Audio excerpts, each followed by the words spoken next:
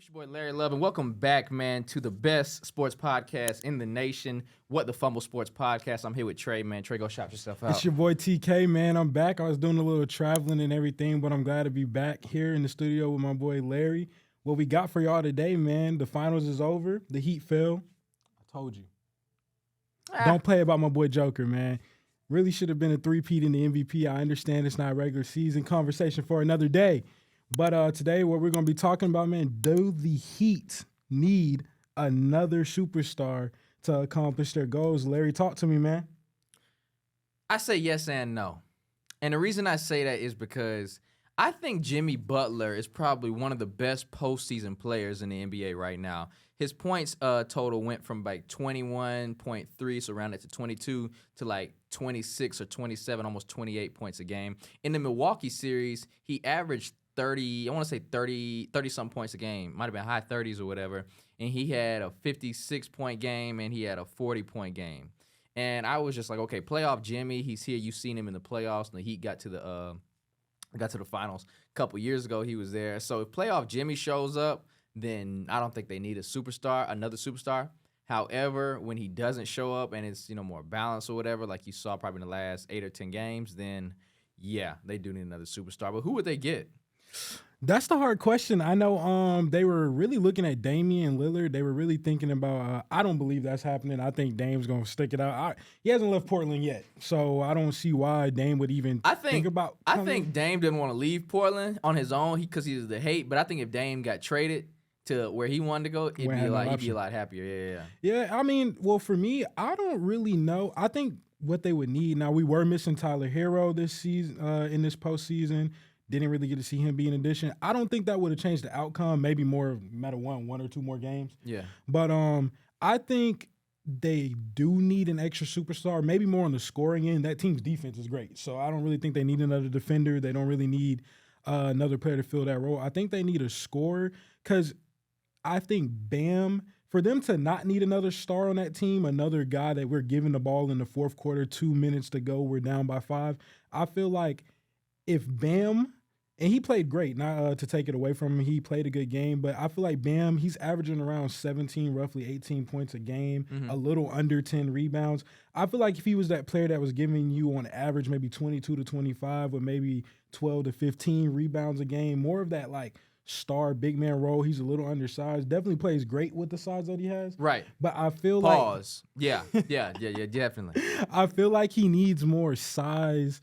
I feel like he needs to be more dominant of a player. Now, he has the potential to be there. Right. But I don't really know. He's a 4, too. He's not a 5. He's a 4. So I don't know if he's going to exceed to that level that I feel like the Heat really need when they need another scorer in prime time situations. Because I don't feel like just Jimmy can do it in today's NBA. And I also feel like the Heat were a smaller team, obviously a lot smaller. They were smaller than the Celtics, too. But I just think, the Heat's willing to winning 4 games straight is a lot. That's a lot. Coming back from 3-1, winning 4 games straight is a lot. The Heat prevailed and got it done.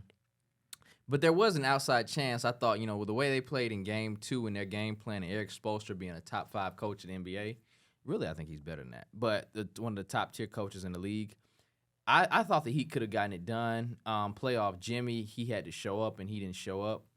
But I want to talk about something different too. Now, we know the Heat lost or whatever, but with Jimmy's resume right now, is he a Hall of Famer? What is that? He's got 2 championships in 4 years, been to the championship twice in 4 years, roughly missed it the year before. You can even say he possibly, with a Kawhi Leonard bad bounce, could have went to the finals with that Sixers team. And that Sixers team was really good. I believe they would have made it if Leonard didn't get the luck that he got. Yeah. So, Hall of Famer, it's hard because when they talk about Hall of Fame, the first thing they're going to ask you is wins. What did they do when they got to the championship? Right. Now, for me... Well, Charles Barkley, Allen Iverson, Karl Malone didn't win rings or whatever. I think because of him taking the team that he has to the finals as many times, prevailed with what he has. Like, it's like you said, we got undrafted on there. It's really a bunch. Who would have thought was Gabe Vincent. Gabe Vincent. Like, who would have thought that would have been a pivotal player in the playoffs this year? Yeah. So, like, I feel like the fact that he's been able to, he's the mentality of that team. He's the reason that the Heat have accomplished what they have. And I feel like that dog mentality that can drive a team, push you to the top, I feel like it's very undervalued. I feel like his mentality and his accomplishments alone, especially, this is not the end of his career. So I feel like by the end of it, yeah, I think he will be a Hall of Famer. If we doing it right now, I say no. He's a 6-time All-Star. He didn't even make the All-Star team this year, but he was second team All-NBA. I think that's the first time he's made second team All-NBA. He's for a career he's averaged I think 21 points per game. As of right now, no. And then two, he doesn't have any regular. He doesn't have a Defensive Player of the Year. He doesn't have an MVP. So I say no. And it's not to hate on Jimmy. I really like Jimmy. I was pulling for Jimmy, but if you look at his resume right now, the numbers are the numbers, the facts are the facts. I don't think so. And at the end of his career, if he wins a championship or has an MVP or a Defensive Player of the Year, then yes. But if we're talking about right now, today, I don't think so. He's not a Hall of Famer. He certainly would be first ballot if he was in the Hall of Fame. Got you. So like, one thing I saw today when I was this morning, my normal morning routine, I made my eggs with spinach. I sit down after my run and I watch First Take with my dog. So when I was watching it earlier today, they were talking about where do you think you even see Jimmy when it comes to like a top tier player? Like, where do you see him as a superstar in today's current league? Because they're throwing out names like Tatum. You got LeBron. We got Embiid. We got Joker. Like, he's obviously not gonna. Where would you put him as a player? He's tier 2. I would say he's in that 10 to 20. 10 to 20.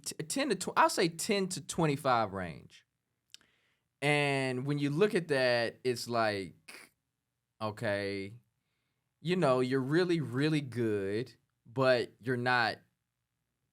I don't want to say he's not great, but he's really good, but he doesn't show up in the big moments when it counts the most. Playoff Jimmy, but like those moments, these last couple games that counted, he had a crucial turnover, Game 5. That just can't happen. Yeah, that just can't happen.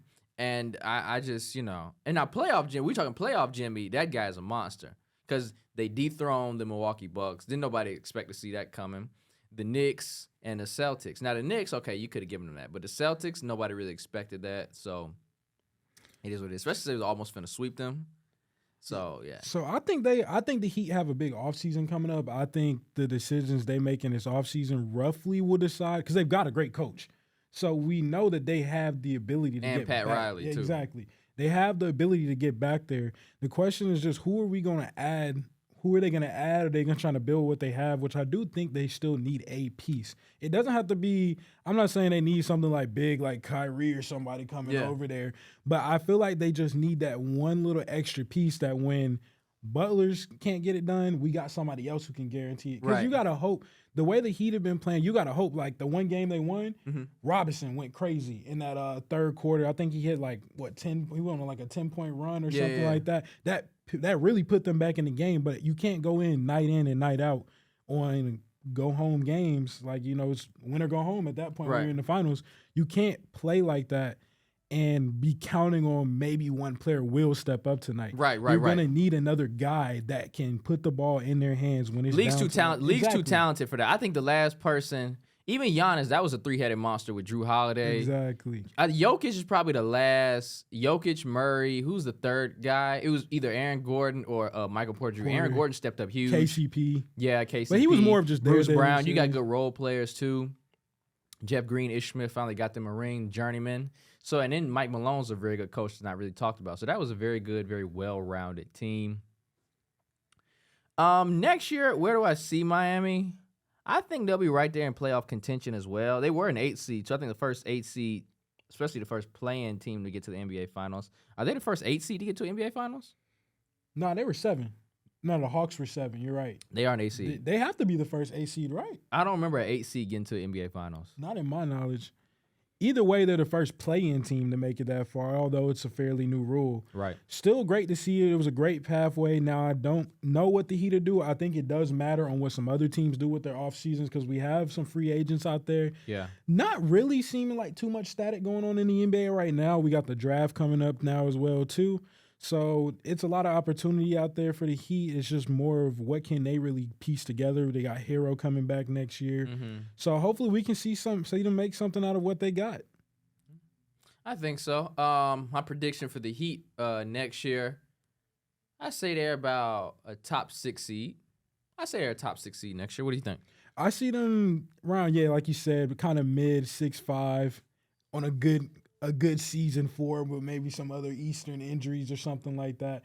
I don't see them having to play in the play-in at all this year, at all next year. I don't even see Jimmy. I see Jimmy working them boys in the offseason. So Well, I also think too, the Heat have been good past, but people don't underestimate. They see him coming now. Those players are getting more attention.